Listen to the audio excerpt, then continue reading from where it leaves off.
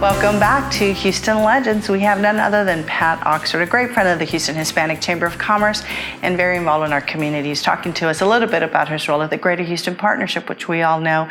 And the Chamber of Commerce has been very engaged since Pat's time there and with many others involved in the Greater Houston Partnership.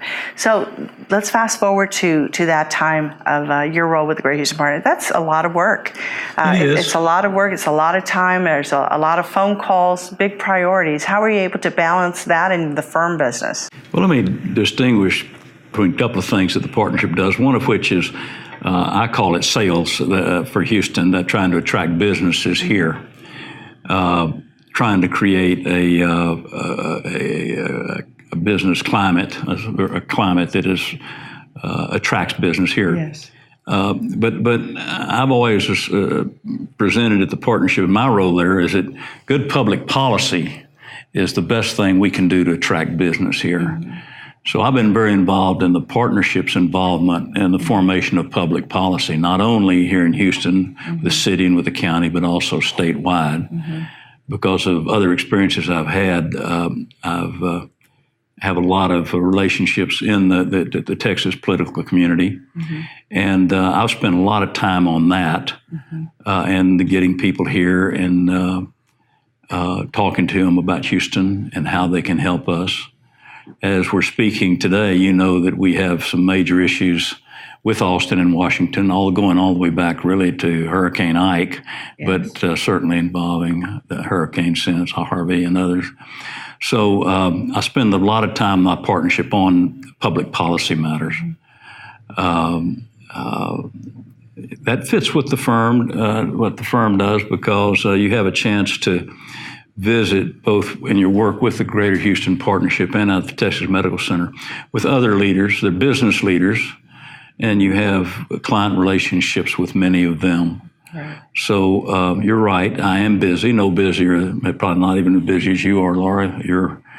Your work ethic is legendary, but I think that it's rewarding, it's fun. So I love Houston and I'm able to help it in a minor way, and I love it.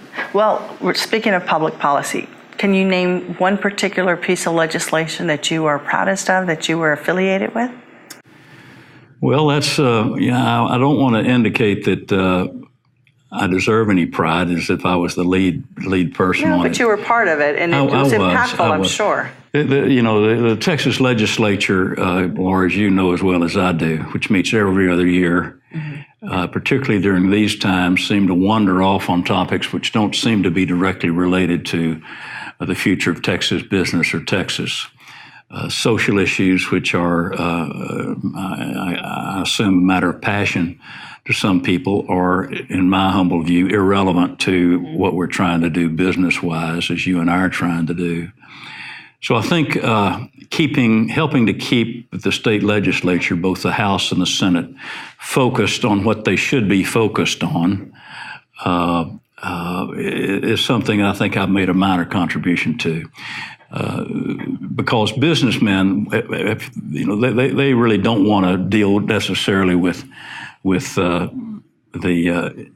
borrow word, intricacies of the Texas legislature. But when explained to them that these folks are going off on these social issues and not dealing with things which are so critical now, which you know, is funding education properly, yes. particularly pre-K, and other issues that businesses have. So Texas can compete nationally and internationally for business. Mm-hmm. I would say that I've enjoyed that more than any other. I also was heavily involved in the city finances in the way that we have a wonderful man on the Greater Houston Partnership, Guy Watts,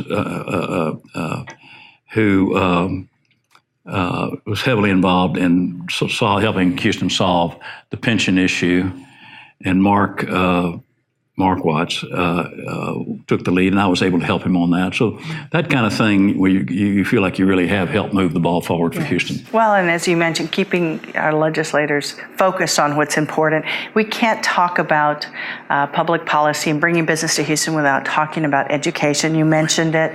I know that all of us are trying, the Hispanic Chamber of Commerce has met with the Greater Houston Partnership to try to make sure we stay on the same, track when it relates to that.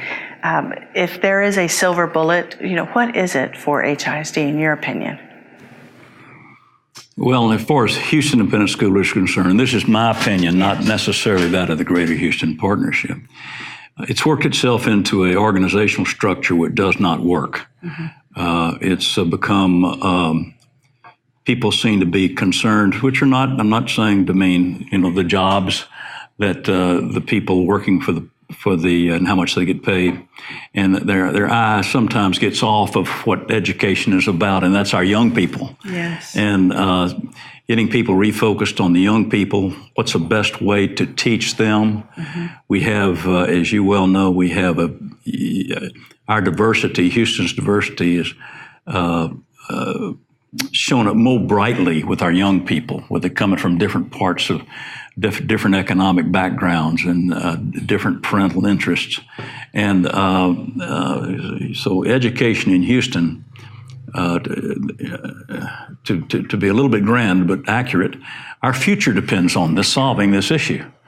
We can't continue to go forward and continue to attract all of our talent from outside of the state. We need to make sure our schools are turning out top young people for colleges, not only Texas colleges, but colleges all over the United States. And I think we're making progress on that. I know that the Hispanic Chamber has been a huge help to us on that, of course. Well, we'll keep working together on that and so much more, Pat. I'd look forward to that. Thank you so much. And on behalf of the Houston Hispanic Chamber of Commerce, thank you for joining us as we recognize Pat Oxford as one of our Houston legends. Thank you so much, Laura. Appreciate it. Thank you.